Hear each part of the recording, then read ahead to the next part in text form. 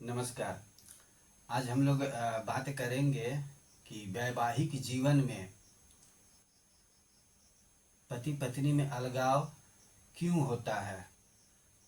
तो जन्म कुंडली में ऐसा कौन सा हानिकारक योग लगता है जिसके कारण वैवाहिक जीवन दाम्पत्य जीवन टूट जाता है, या तो विवाह के चंद दिनों के बाद ही एक स्त्री को अपने पति से अलगाव हो जाता है, या फिर एक पति को अपने स्त्री से अलगाव हो जाता है। आखिर वह कौन सा कारण है, कौन सा वह ग्रह है जो जन्म कुंडली को उस भाव भावेश और कारक को डिस्टर्ब करता है जिसके कारण वैवाहिक जीवन टूट जाता है। हमारे फलित ज्योतिष के सिद्धांत के पुस्तकों में जैसे बृहद पाराशर होरा शास्त्र हो गया, लघु पाराशरी हो गया, बृहद जातक हो गया, भाव प्रकाश हो गया, इन सारे ज्योतिष के फलित की पुस्तकों में यह लिखा मिलता है और लिखा हुआ है भी कि किसी भी भाव से संबंधित विषय वस्तु के बारे में यदि जानकारी अच्छे ढंग से यदि प्राप्त करना हो तो उसके लिए एक श्लोक लिखा हुआ है शास्त्रों में कि भाव भावेश कारका बल संयुक्ता तेषाम पूर्ण फलम द्वाभ्याम एकेन अल्प फलम बदेत। अर्थात भाव भावेश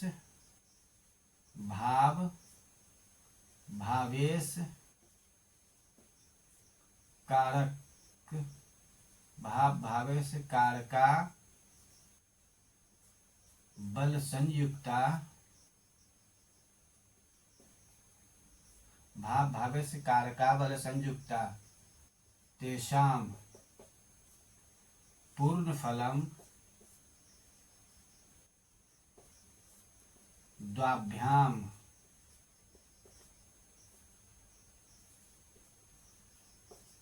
एकेना अल्प फलम बदेत।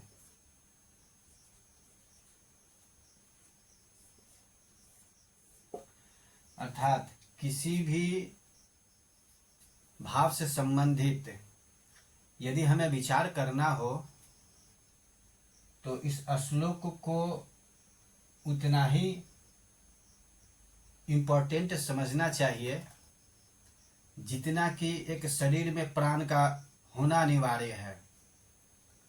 इस श्लोक का भावार्थ बनता है कि यदि किसी भी भाव, कोई भी भाव, यदि हमको किसी के इस जातक के माता के बारे में यदि विचार करना हो तो इस माता के भाव को, इस माता के भाव के स्वामी बृहस्पति को और माता के कारक ग्रह चंद्रमा को, इन तीनों को हमें बड़ा अच्छा से अवलोकन करना पड़ेगा। यदि यह तीनों भाव भावेश और कारक, यदि यह तीनों ही पूर्ण रूप से बलवान हो तो इस जातक को माँ का पूर्ण सुख प्राप्त होगा, और यदि तीनों ही कमजोर हो तो निश्चित रूप से माता का अल्प सुख इस जातक को प्राप्त होगा। ठीक इसी तरह यदि स्त्री के बारे में विचार किया जाए तो इस जातक की स्त्री के बारे में विचार यदि करना हो तो इस कुंडली का सप्तम भाव का स्वामी बुध और सप्तम भाव का कारक ग्रह, यदि पुरुष हो तो पुरुष के लिए स्त्री का कारक ग्रह शुक्र होता है, और यदि स्त्री हो तो स्त्री के लिए उसके पुरुष का पति के कारक ग्रह बृहस्पति होता है, ना कि शुक्र होता है। मैंने बहुत सारे ऐसे ज्योतिषियों को यूट्यूब में या फिर फेसबुक पे या फिर ऐसे भी बयानबाजी करते हुए मैंने देखा है और सुना भी है कि उनको यह अंदाजा नहीं होता है कि एक पुरुष के लिए उसके स्त्री का कारक ग्रह शुक्र होता है और स्त्री के लिए उसके पुरुष का कारक ग्रह बृहस्पति होता है, ना कि शुक्र। वहां पे बहुत सारे ऐसे ज्योतिषी हैं जो शुक्र को स्त्री का कारक ग्रह भी मान लिया जाता है और पति का कारक ग्रह भी शुक्र को ही मान लेते हैं, लेकिन ऐसा नहीं है। एक पुरुष के लिए उसके स्त्री का कारक ग्रह शुक्र ही होता है, ना कि बृहस्पति। और किसी भी स्त्री के लिए यदि उसके पति के बारे में विचार किया जाए तो उसके पति के कारक ग्रह बृहस्पति होता है, ना कि शुक्र। जैसे कि अभी बहुत सारे ऐसे वर्तमान में पति पत्नी हैं जो विवाह परांत ही बहुत जल्दी या तो वो कोर्ट में डाइवोर्स के लिए मिलते हैं या फिर बिना डाइवोर्स का वो अलग हो जाते हैं।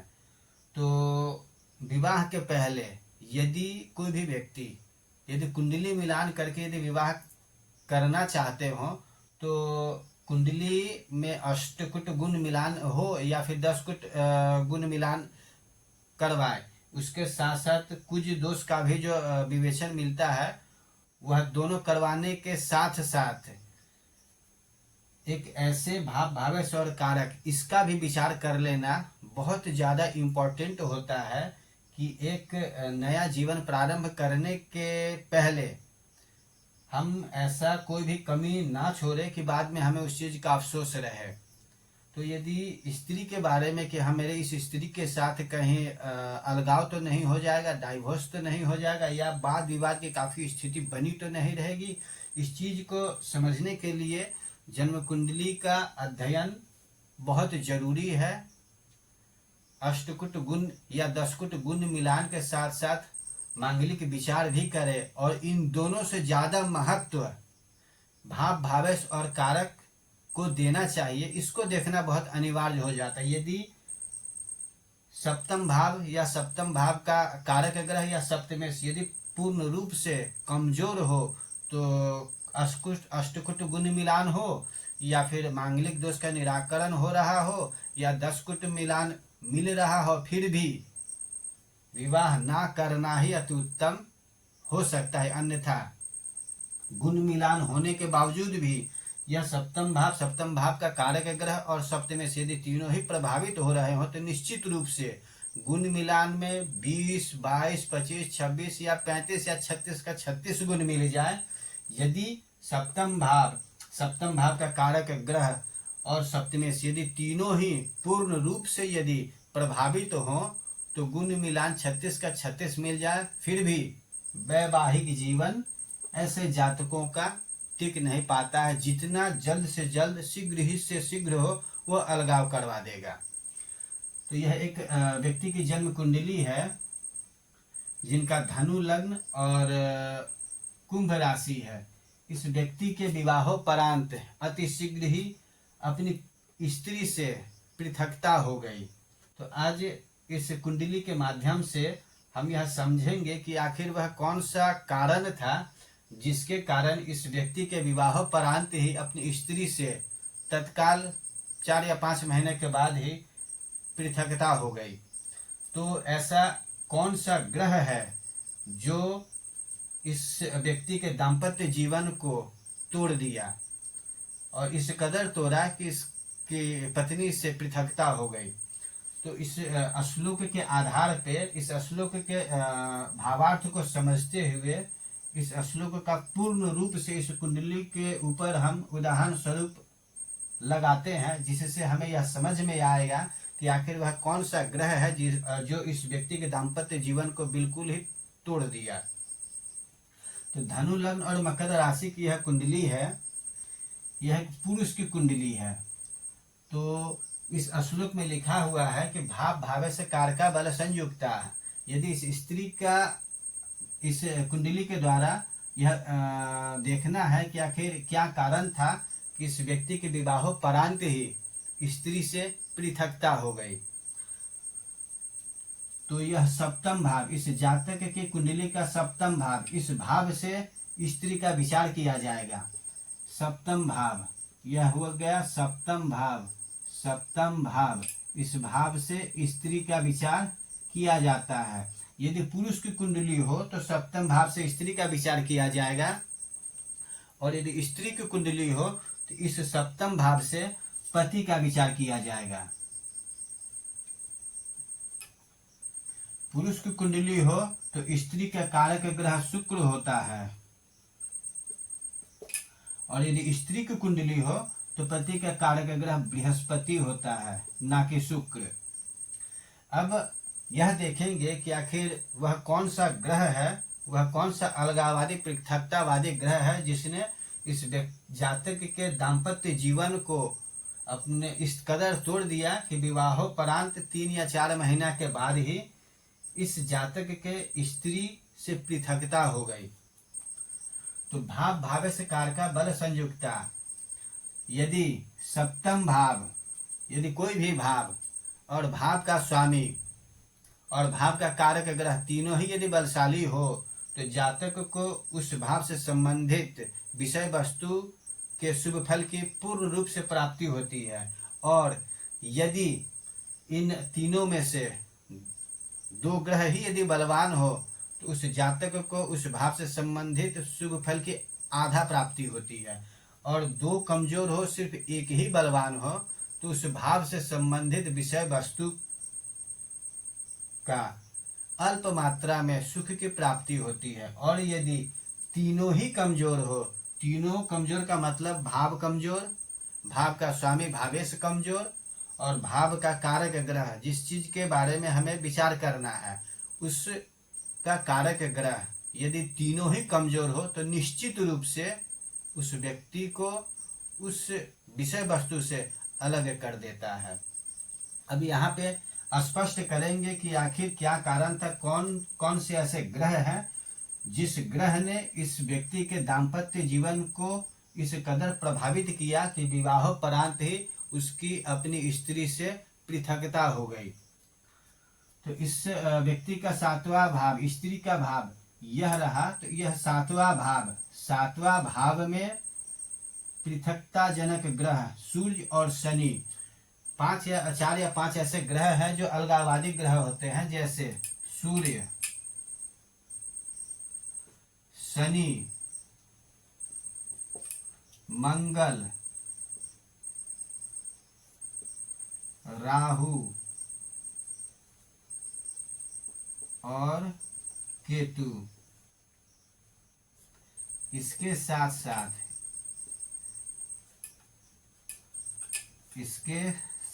साथ जन्म कुंडली के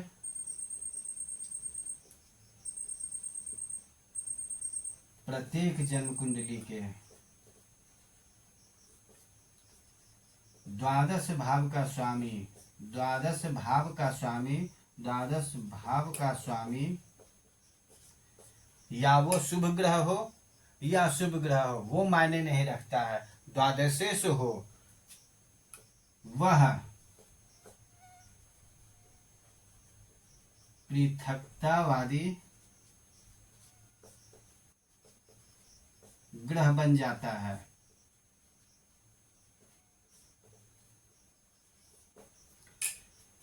ये पृथकतावादी ग्रह यदि किसी भी भाव, भावेश और कारक ग्रह को अपनी पूर्ण ज्योति दृष्टि से यदि प्रभावित कर रहे हो तो निश्चित रूप से उस जातक को उससे बिल्कुल ही अलगाव करवा देगा। अब यहाँ पे इस जातक की कुंडली का सातवां भाव में सूर्य और शनि, सूर्य अलगाववादी ग्रह है और शनि पृथकतावादी ग्रह है। सातवां भाव में दो पाप ग्रह सूर्य और शनि विद्यमान होने के कारण पहला इस भाव को कमजोर कर दिया। यहाँ पे यह सप्तम भाव दो पृथकतावादी ग्रह से युक्त होने के कारण यह कमजोर हो गया। इसके साथ साथ यहाँ हम देखेंगे कि राहु, बृहस्पति और चंद्रमा, ये तीन ग्रह तीसरे भाव में बैठा हुआ है। तो बृहस्पति अपने बैठे हुए स्थान से 5, 7 और 9 भाव को देखता है, 2, 3, 4, 5।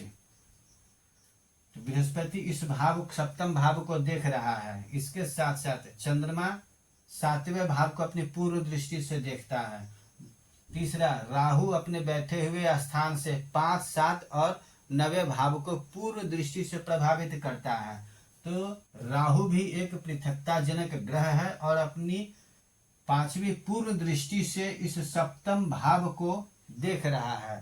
तो इस सप्तम भाव में 3 पाप ग्रह, 3 अलगाववादी ग्रह सूर्य, शनि और राहु, सूर्य और शनि सप्तम भाव में बैठे होने के कारण और राहु की 5वीं पूर्ण दृष्टि पड़ने के कारण यह 7वां भाव इस जातक के स्त्री का भाव पहले कमजोर हो गया। दूसरा, सप्तमेश, इस सातवें भाव का स्वामी बुध है। बुध स्वराशि का होने के साथ साथ स्वराशि का है बुध, जिसके कारण अच्छा है, लेकिन यही अलगाववादी ग्रह सूर्य और शनि की जुति इस बुध के साथ जो हो रही है, यहाँ पे बुध भी कमजोर पड़ रहा है। बुध के सूर्य और शनि के कारण बुध भी कमजोर हो रहा है, और इसके साथ साथ राहु की भी पूर्ण दृष्टि इस सप्तमेश बुध पर पड़ रही है। तो सप्तमेश बुध पर 3 अलगाववादी ग्रह का प्रभाव होने के कारण यह सप्तम भाव का स्वामी बुध भी यहाँ कमजोर पड़ रहा है।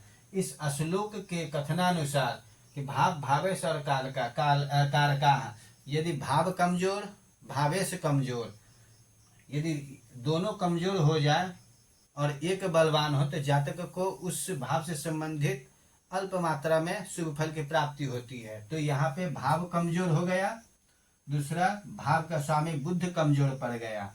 अब बच गया स्त्री का कारक ग्रह शुक्र।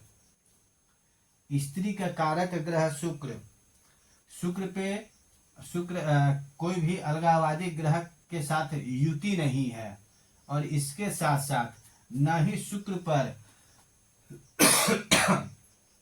किसी भी पाप ग्रह की दृष्टि है। बृहस्पति की भी दृष्टि नहीं है, 2 3 4 5 6, चंद्रमा की भी दृष्टि नहीं है, और राहु की भी दृष्टि नहीं है। तो यहाँ पे नंगी आंखों से देखने में यह समझ में आएगा कि शुक्र किसी भी पाप ग्रह के साथ ना तो युक्त है और ना ही दृष्ट है, अर्थात शुक्र बलवान है।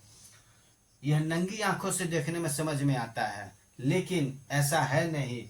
गौर देखने के लिए यह देखा जा सकता है, और यह गौर करने की चीज है कि शुक्र 8वें भाव में बैठा हुआ है। ये उतना मायने नहीं रखता है। शुक्र 8वें भाव में यदि जाता है तो थोड़ा सा कमजोर पड़ेगा, हल्का कमजोर पड़ेगा, लेकिन सबसे बड़ी बात क्या है कि शुक्र के एक घर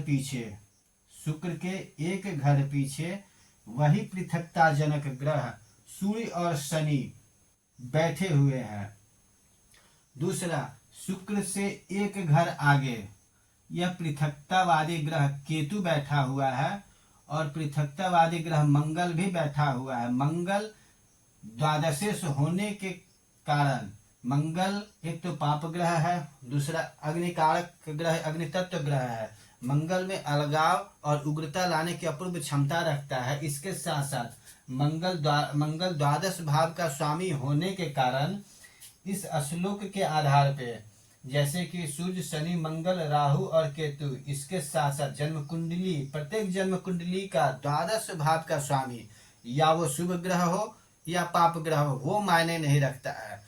किसी भी जन्म कुंडली का द्वादश भाव का स्वामी यह पृथकतावादी ग्रह ही कहलाता है, और इसका प्रभाव जिस भाव पर पड़ेगा, जिस भाव के स्वामी पर पड़ेगा या जिस भाव के कारक ग्रह पर पड़ेगा, उसको ये अलगाव करवा देता है। तो द्वादशेश होने के कारण इस मंगल में पृथकता लाने की अपूर्व क्षमता और अत्यधिक प्रबल हो गई। अब शुक्र के एक घर आगे 2 पृथकता जनक ग्रह स्थित है, और एक घर पीछे 2 पृथकता जनक ग्रह स्थित होने के कारण शुक्र 2 और 2 4 अलगाववादी ग्रह के पाप मध्यत्व में होने के कारण यहाँ शुक्र भी कमजोर पड़ गया। फलस्वरूप क्या हुआ कि इस जातक का 7वां भाव का स्वामी बुध और स्त्री के कारक ग्रह शुक्र, यह तीनों ही पूर्ण रूप से पृथकतावादी ग्रह के कारण डिस्टर्ब हो गया। पृथकतावादी ग्रह भाव भावेश और कारक तीनों को पूर्ण रूप से प्रभावित कर दिया, जिसके कारण ही इस जातक की विवाह तो हुई, लेकिन विवाह होने के चंद महीनों के बाद ही इस जातक को अपनी स्त्री से पृथकता हो गई। तो जब भी हम किसी भी जन्म कुंडली का यदि कोई एक सही डिसीजन लेने जा रहे हो, तो उस भाव भावेश और कारक इन तीनों का अध्ययन करना अत्यधिक ही जरूरी है। विवाह के पहले जो कुंडली मिलान किया जाता है, कुंडली मिलान करने के साथ साथ यदि उस स्त्री का यदि स्त्री के कुंडली का मिलान कर रहे हो या पुरुष की कुंडली का, तो उसका सप्तम भाव का स्वामी और सप्तम भाव का कारक ग्रह, इन तीनों का अवलोकन करना बिल्कुल ही अनिवार्य है। जब भी विवाह के पहले, बहुत सारे लोग हैं कि विवाह के पहले कुंडली मिलान करने के बावजूद ही विवाह करते हैं, तो वो किसी एस्ट्रोलॉजर के पास यदि जाए तो उनको कहे कि हाँ, अष्टकुट गुण या 10 कुट गुण मिलान के साथ साथ जो कुछ दोष देखा जाता है, वो सब देखने के साथ साथ इस भावेश और कारक को भी देखने के लिए कहे। यदि यह तीनों ही पीड़ित पाए जाए, तो अष्टकुट गुण मिलान में 20, 25, 30 या 35 या 36 का 36 मिल जाए और यहाँ पे ये यदि प्रभावित हो, तो निश्चित रूप से कुंडली मिलान उत्तम होने के बावजूद भी वैवाहिक जीवन इनका उत्तम नहीं कहा जा सकता है, निश्चित रूप से अलगाव हो जाएगी। इसलिए इस चीज को बड़ा अच्छा से सोचने समझने के बाद ही यदि कोई एस्ट्रोलॉजर के पास जा रहे हैं कुंडली मिलान करवाने के लिए, तो इस चीज को जरूर कहें। इससे ये होगा कि आने वाले अगले समयों में यदि किसी भी प्रकार का इस तरह की यदि आपत्ति आती है, तो उसको रोकने में काफी हद तक कोशिश किया जा सकता है, दाम्पत्य जीवन को बचाया जा सकता है। और यही कारण है कि इस व्यक्ति को विवाहोपरांत ही अपनी स्त्री से पृथकता हो गई। पृथकताजनक कई पाप ग्रह इस जन्म कुंडली के 7वें भाव का स्वामी और 7वें भाव के कारक ग्रह को प्रभावित कर दिया, जिसके कारण विवाहोपरांत चंद 3 या 4 महीने बाद ही इस जातक को अपनी स्त्री से पृथकता हो गई।